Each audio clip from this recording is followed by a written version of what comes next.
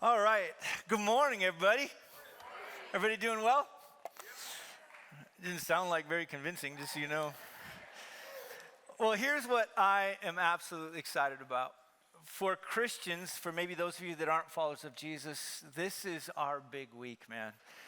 This is our big celebration. I love Christmas, so don't get me wrong. I love celebrating Christmas, not the one where we make lots of money on, but the Christmas where we actually celebrate the incarnation of Jesus. But this week is huge. And so what we're trying to do this week as a church to set it apart as a whole week in which we really do celebrate this week, I believe, as it is to be intended. Some backgrounds, they call it like a Passion Week, or they'll call it like the Holy Week. What we're choosing to just call it is the week where we're going to celebrate Jesus. So I know that doesn't sound very good, it doesn't have a good rhyme to it, but dang it, we're just going to celebrate Jesus this week. Now, in this celebration, just so everybody knows, it's going to come out of still the book of Matthew. But today what we're going to do is we're going to look at the coronation of the king. And I love this because this picture of the coronation of the king is unlike any other picture of the coronation I think that most people have seen before. Tomorrow we're going to have a devotion that's going to be for you online. John Reed, one of our elders, is going to be doing that where he talks about the king clearing the temple. Tuesday, Steve, which by the way, welcome back, Steve. What time zone are you in right now? He's got back from Singapore a little bit ago. And so anyways, yeah, well, welcome back, man. I'm glad to have you back. I just noticed you were sitting there. But he's going to be doing a devotion for us on just the idea of how he confronts in so many ways the people of the time.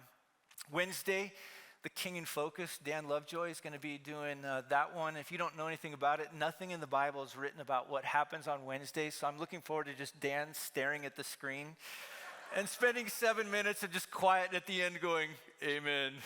So, no, I can't wait to see. I haven't seen any of these, so I can't wait to see what's going to happen with that. Thursday, Christian's going to lead us through a Maundy Thursday. If you don't know what Maundy Thursday is, make sure that you come. It's going to be all around Jesus' just his heart of service, his heart to establish a new meal for his people.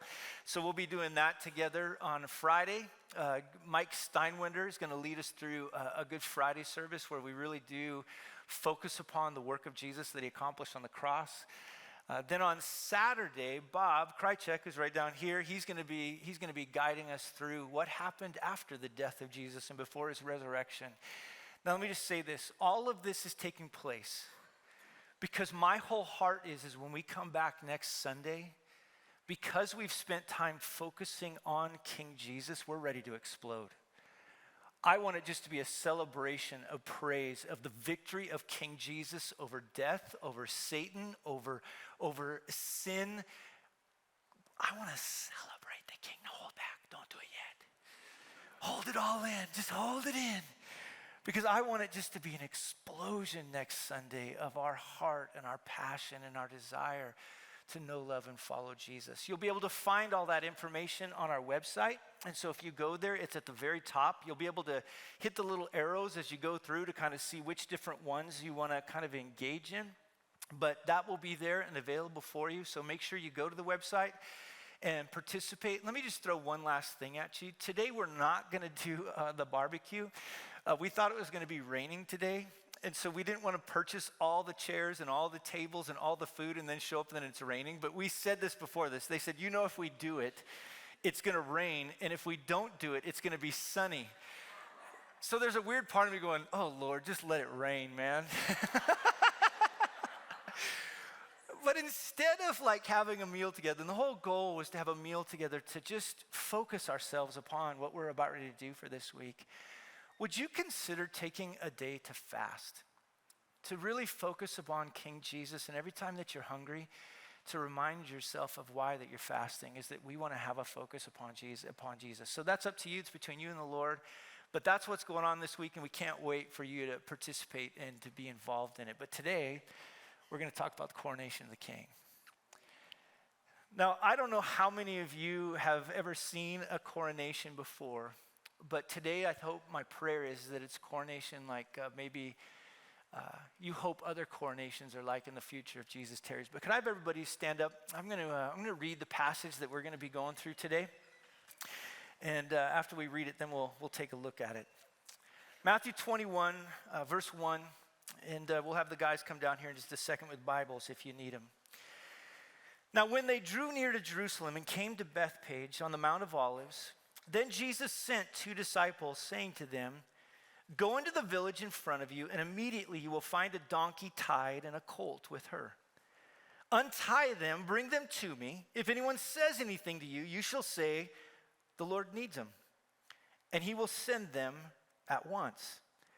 This took place to fulfill what was spoken by the prophet, saying, "Say to the daughter of Zion, behold, your king is coming to you, humble and mounted on a donkey, on a colt, the foal of a beast of burden." The disciples went and did as Jesus had directed them. They brought the donkey and the colt and put on them their cloaks, and he sat on them. Most of the crowd spread their cloaks on the road, and others cut branches from the trees and spread them on the road. And the crowds that went before him and that followed him were shouting, "Hosanna to the Son of David! Blessed is he who comes in the name of the Lord! Hosanna in the highest!" And when he entered Jerusalem, the whole city was stirred up, saying, "Who is this?" And the crowd said, "This is the prophet Jesus from Nazareth of Galilee." And all God's people said, amen. You can sit down. Now, the weird part about a coronation, just so you know, and by the way, if you need a Bible, you can raise your hand. There'll be some people bringing them down that we'd be happy to get you one. If you don't have one, please feel free to keep it. But for kind of Americans, the coronation thing is a little hard, right? We were born anti-king. We were born in the United States, dang it. We were born in the land of the free, the home of the brave, God, guns, and country, and don't you dare tell a king to ever tell me what to do. Don't tread on me, right? I mean, that's just kind of our mentality. Now, with this, though, it is pretty interesting that there's other cultures that have coronations. Now, on one level, I didn't think Queen Elizabeth was ever going to die. I seriously thought maybe it was eternal. And so along, though, finally comes King Charles. And for my wife, because I think she wishes she was British, she records everything that comes from like the weddings and different things. And so she might be a traitor. I don't know. I'm wondering. But I think what's so powerful about this is generally when we see coronations, this is what we see. We see pomp. We see majesty, we see ceremony. But in this one that we see today, it's going to look a little bit differently. See, in this one, in the text we just read, right, Jesus is coming in on his coronation. Eventually he's going to say to Pilate, basically, "I am king. My kingdom is not of this world." That's what he's going to talk about.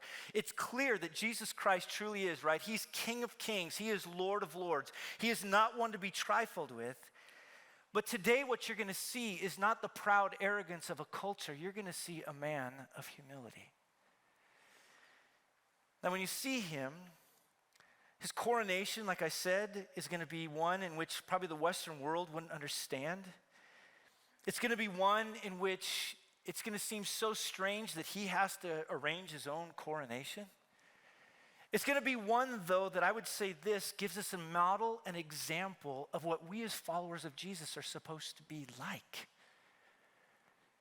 See, I'm going to tell you a little story about this just to kind of get us going so that you can understand what I'm talking about. When I was a kid, we always used to go to parades, and I lived in Wyoming, so a parade without horses was like, I don't know, California without rain or without sunshine or something like that. It's just, you always had horses. But yet there was this clown that every single time we went to the parade that always rode a little donkey. And we always used to make fun of him and mock him, right? And so there's the clown, there's riding his donkey. But yet this is exactly what Jesus is going to do. He's going to ride into this town on a donkey, in the words of Shrek. Now with this, one of the things, though, I think that's so cool about this is he's going to demonstrate his kingship. Now, I worked really hard these last few days to create 5 words, and they all start with the letter P. So just so you know, this is a huge day for me, because I'm not very good at this, but we're going to start off with the first one, all right? Here's the first one. Everything he begins with is all about preparation. Now in this, just so you know, Jesus is drawing close to Jerusalem, but it says in there that word they. Does everybody see that in verse 1, they? Now the they of that particular one definitely would have included Jesus. It would have included his apostles, his disciples, but it also would have included just the huge crowds that were going with him. See, at this time, crowds were all heading in. Jerusalem was probably a town of about 30,000 people or so at this particular time. But when they had Passover, it swelled to 150,000 people. So just imagine, he's coming with this group from the north. They're coming down, if you remember right, on that eastern side of the Jordan, and they cross over, and they get into Jericho, right? And they have Zacchaeus was a wee little man. And they also had the two blind guys, and they had the different people. But now they're coming into this, and the way that it talks about is they're now drawing near. Specifically, they're drawing near to Jerusalem, to this little town called Bethpage, which is about 2 miles east of Jerusalem, but specifically to the Mount of Olives. Now Matthew's really key on saying this, the Mount of Olives. Why? Well, because this is the path probably that David would have taken into town after he was kind of kicked out by his son Absalom, as he would have kind of come in from this particular direction. And so it would have had connotations of the king is returning. When I say preparation, Jesus was controlling and working things for a specific purpose to let everybody know he isn't just anybody. He's the Messiah. Not only does it go through there, but we also know this, that when he gets there, he's going to send 2 disciples to go do something for him, to prepare something for him. See, the one thing I want you to catch when we talk about this idea of preparation is Jesus is in absolute control of everything. If you remember right, all throughout his journeys, right, people would be like, let's make him king. This is the guy. And he'd always be like, shh, don't say anything. Don't talk about that. It's not my time yet. We don't want to cause people to be too upset at this particular point. But all this energy and all this pent-up reality of, no, I know who that is. That's the Messiah. Is just being stored up. And Jesus now, if you can just imagine like a balloon, it's just blowing up and blowing up and blowing up and blowing up, and this balloon is about ready to go off. And he sends 2 of his disciples in this preparation thing. He's saying to them basically, I want you to do something for me. Now the strangeness of what this is that I think is so interesting is that you can tell in his preparation, he's trying to do something. He's trying to let people know not only who he is, but we know this whole week is going to go towards the point where it is going to be a collision of ideas in which you have the Pharisees and the Sadducees and the Sanhedrin, the priests, all these different groups of people that are eventually going to kill him. That's one thing we know. And then there's other groups of people that are trying to make him king, and it's just this collision course that he's bringing to bear.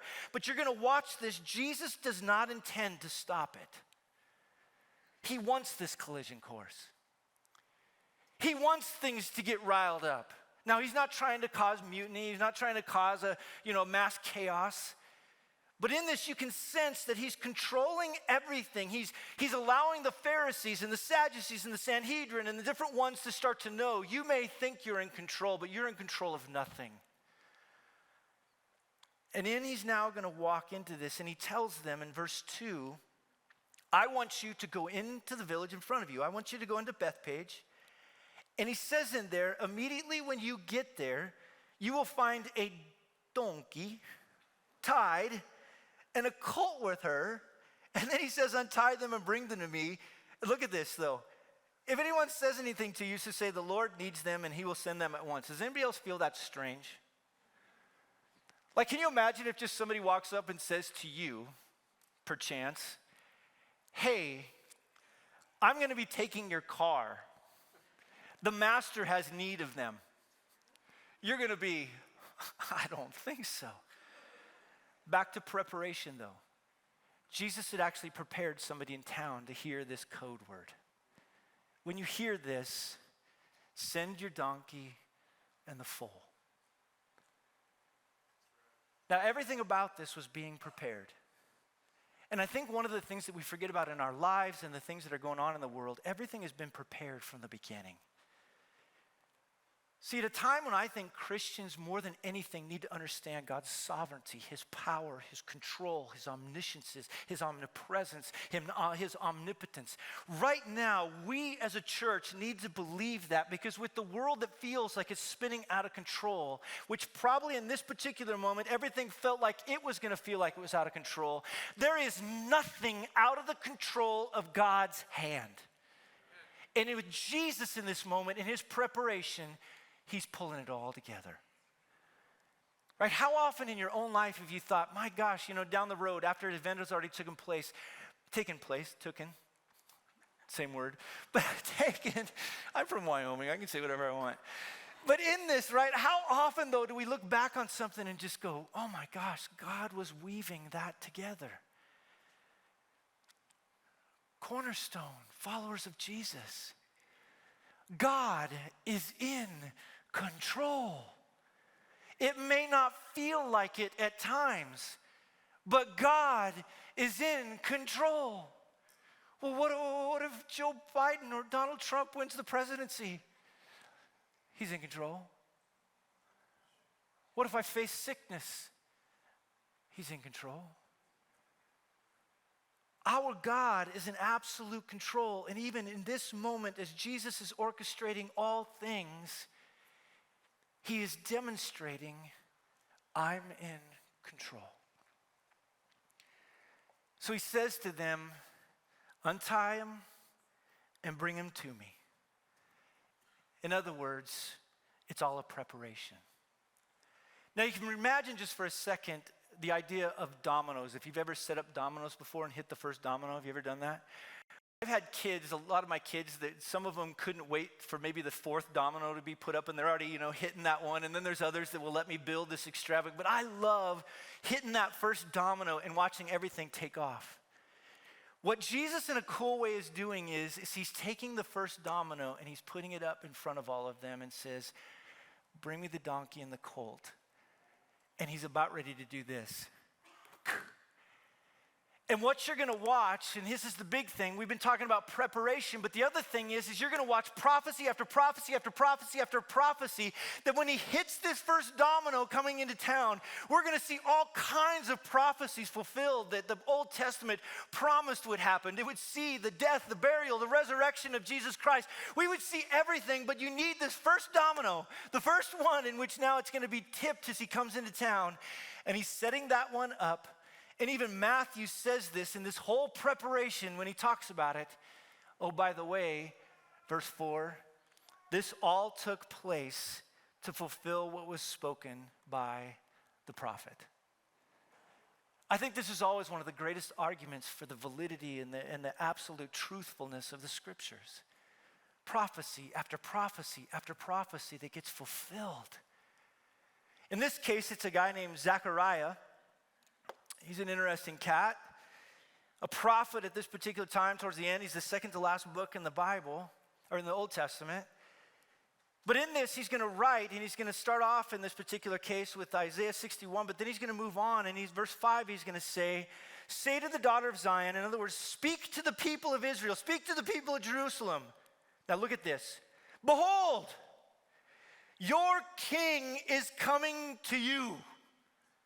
Now, if you just stopped there, in the back of your mind, you're like, oh, the king is coming? Well, if I heard the king was coming, man, I'd be going and I'd be getting on my best clothes. Probably the king's coming to us. Well, dang. Now, look at these next words. Humble. Like, when's the last time you thought about a king and humble? Mounted. Oh, he's going to say horse, a donkey, on a colt, the foal of a beast of burden.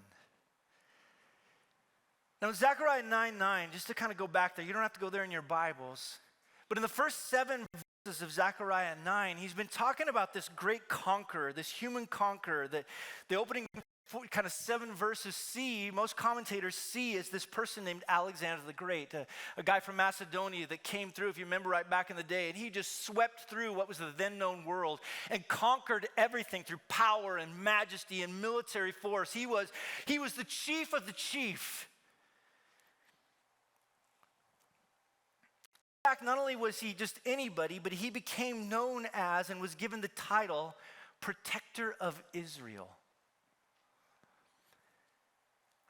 But here, when you look down in these verses, starting to verse 9, you don't see someone that is this great strategic general. You don't see somebody that is coming in peace and humility. You see something else completely different. But you see in there, he's coming, and look at that, inside of verse 9, he's coming with salvation. Sure, he's coming on a donkey, he's coming in humility, but in verse 10, he's not gonna come in with a chariot, he's not gonna come in with war horses, he's not gonna come with a battle bow, that part shall be cut off. But he's gonna say to them, behold, your king, Israel, he's coming to you. He's not just coming, he's coming to you. Most kings would expect you to come to them, but he's coming to you. Look at that, he's righteous in verse 9. He says salvation. Then he also says after there, he's humble. He's mounted on a donkey, on a colt, on the foal of a donkey. Now just think about the juxtaposition between Alexander the Great and this guy. Here's what's even crazier. Look at verse 10. He shall speak peace to the nations. He's not going to come in war. He's not coming in this particular point as one who's going to demand the war upon other people. But his rule, look at this, will be from sea to sea and from the river to the ends of the world. In other words, he's coming in and expecting to do world conquest. Now think about how strange that seems. I understand Alexander the Great. I understand Rome. I understand all the great mighty empires that have come. I understand the mighty empire of the United States with our nuclear and all our weapons that we have. They're the ones that are going to do conquest over the entire earth.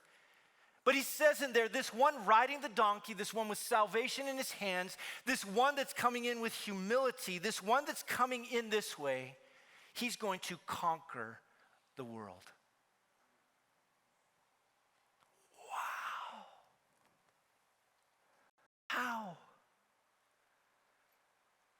How?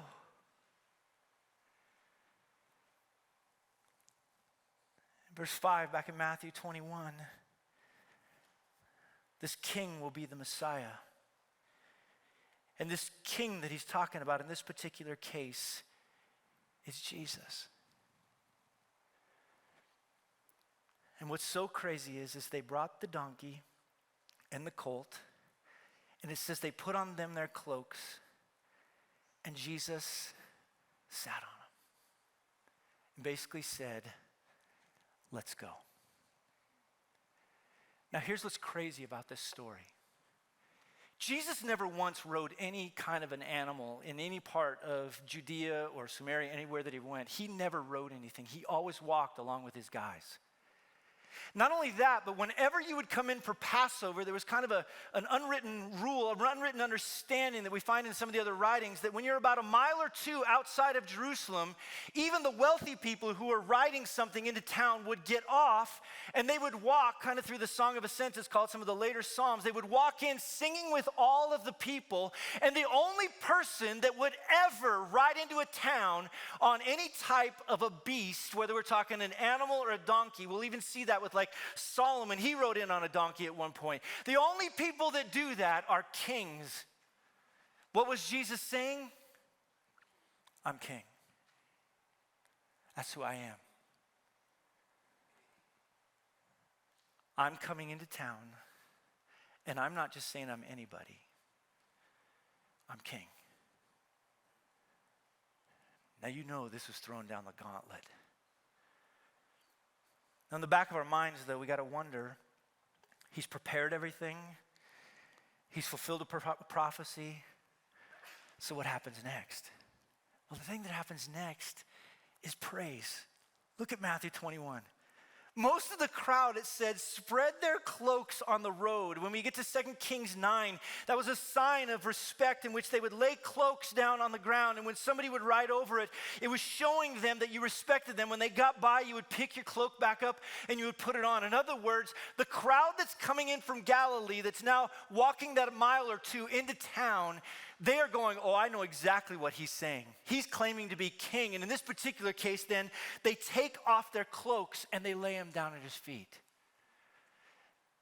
Not only that, it's just, they start to cut down palm branches. We know palm branches from John 12, where it talks about in a lot of ways, palm branches were used for the joy of salvation. In other words, they're like, oh, the king is returning to save us. And they start cutting down palm branches and putting them down, creating this regal carpet that's going to follow him all the way into Jerusalem.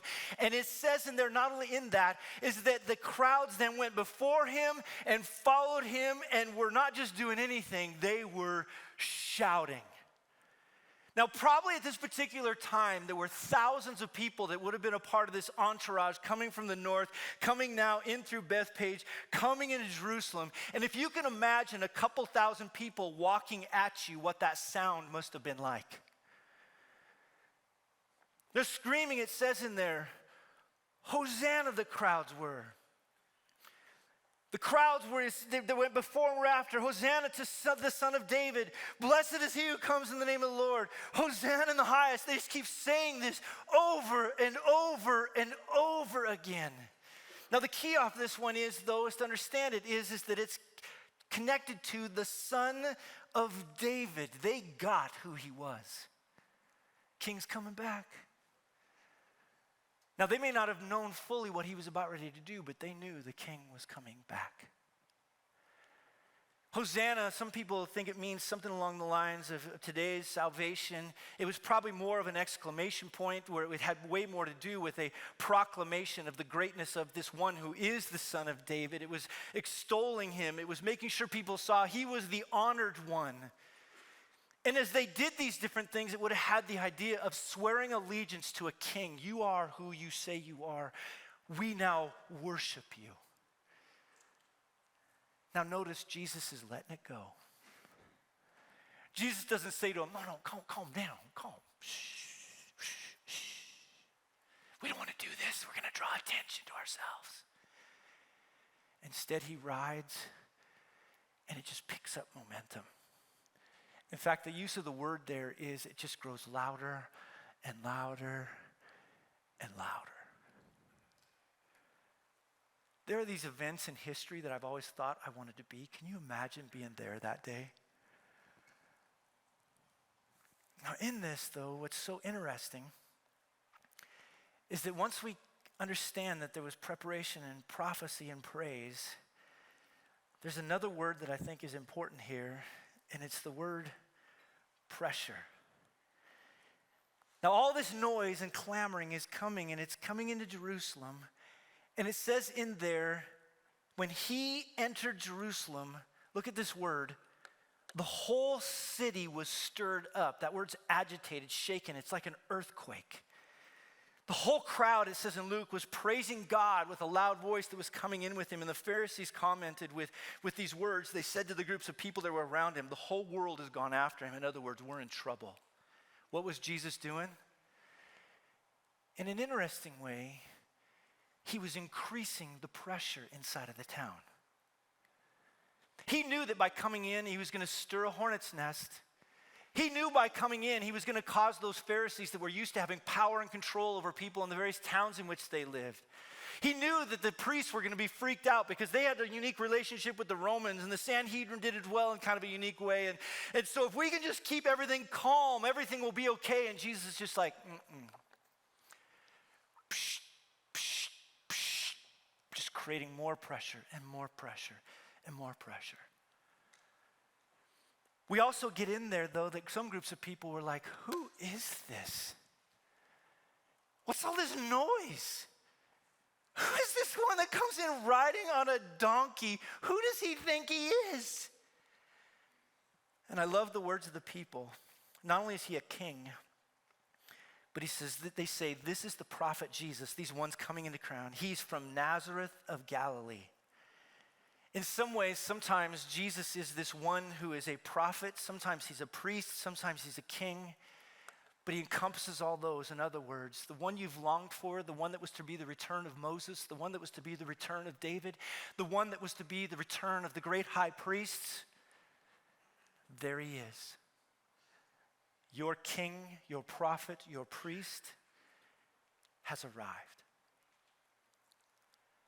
And there was pressure. Now, I was thinking about that for those of us that are Americans in the United States. See, like I said, I'm a kid that grew up on a ranch and a farm, in some ways in Wyoming. When you're born, they hand you a gun and a horse. Not really. But when you say to me, we're going to go on world conquest, I want to go on world conquest on a big white quarter horse with a flowing mane and a tail. And I want to have a cowboy hat and 2 guns on my side. And I want to be riding off into the sunset. That's who I want to be. I want to be that picture, if you've ever seen the movie The Lord of the Rings, right? When they come over the hill and they are, and they're riding on their white horses and they're coming down over the hill and the sun's breaking over the top of it. I'm like, that's who I want to be.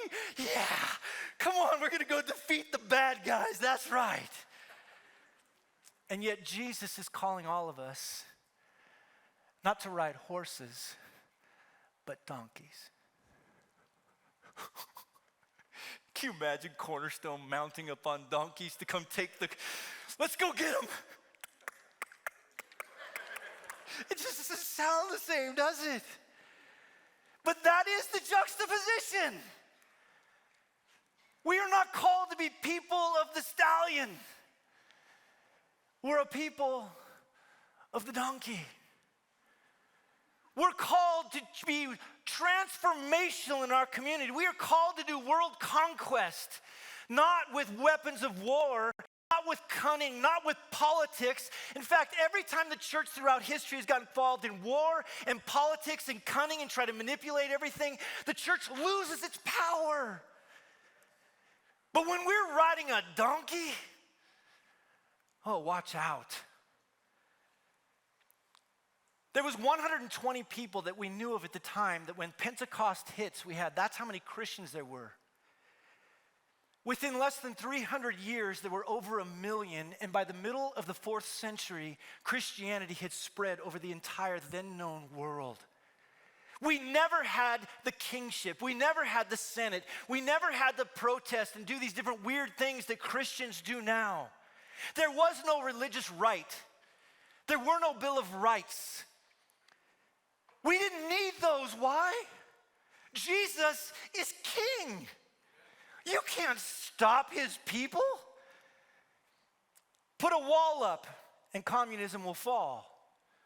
Send us into any known part of the world, watch out, because when God's people get in there, it may cost us dearly, but the gospel is so powerful, the gospel is so true, the king is so great, but yet he's riding on a donkey. Why?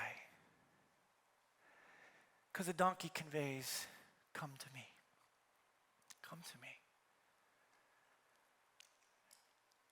He's going in as a humble, meek servant, not to destroy the people in that sense. He dies to defeat death. He hangs on a cross and defeats the evil one. He's raised from the tomb. He absolutely kicks the door down on death. Cornerstone. When we exit out of here today, I hope we become known as Cornerstone, the people of the donkey. Why? Because if you want to win a culture, we don't do it from a white horse. We do it from a posture of humility. We do it from a posture of coming alongside into people's lives and not inviting them to ourselves, but inviting them to the King.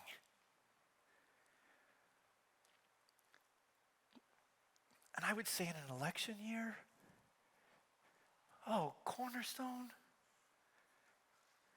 Can you imagine if they asked Jesus, hey, we've got an election in Rome right now.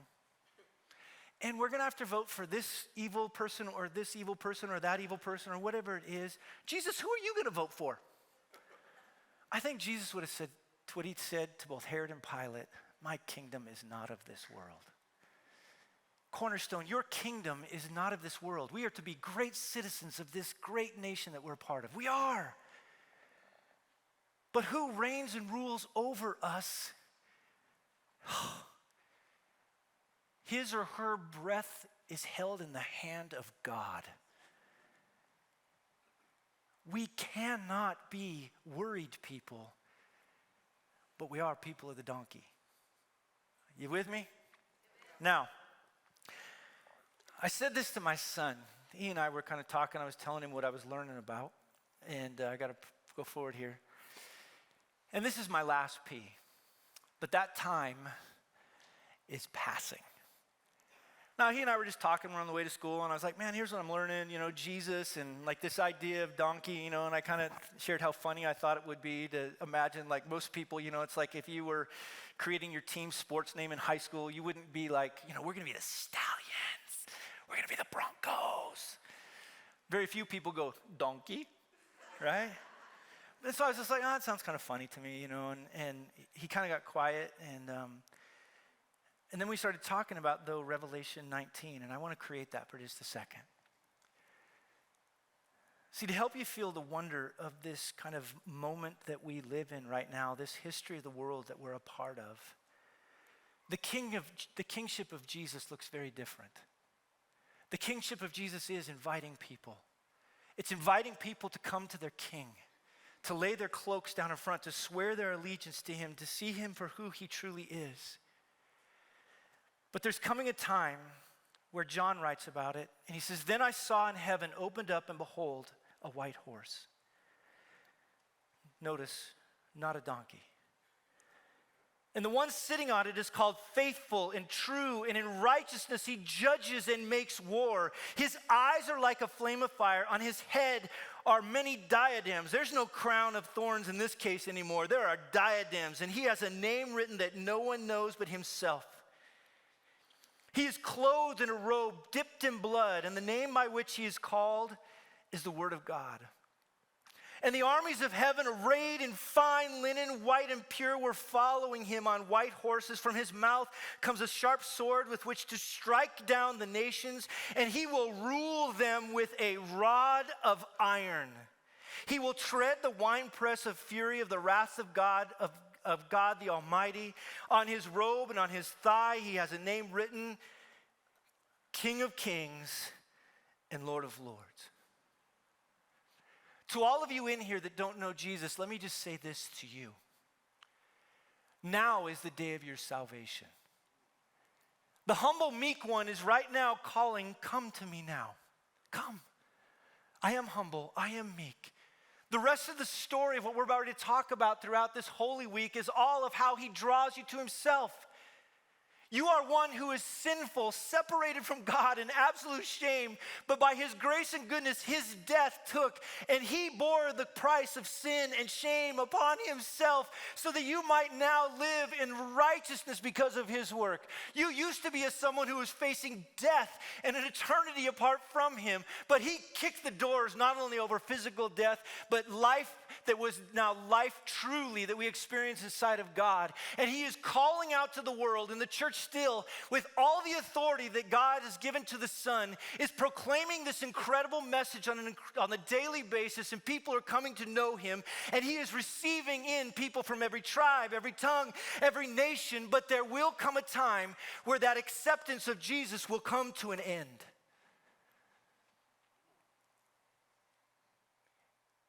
And if you don't know him, you don't want to run into that one.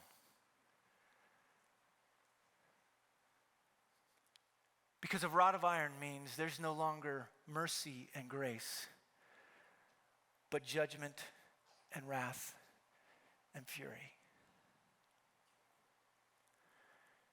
But today he's saying, throw your cloak on the floor. Put down the branches. Bend your knee, and you will find a king who is humble and meek and good and gracious. But if you don't, your knee will bow one day, but it will be in horror. And so if you're somebody here today that doesn't know Jesus, I can't say this enough. Today is the day of salvation come. Now, for those of you that are followers of Jesus, let me make sure I say this as clearly as I possibly can.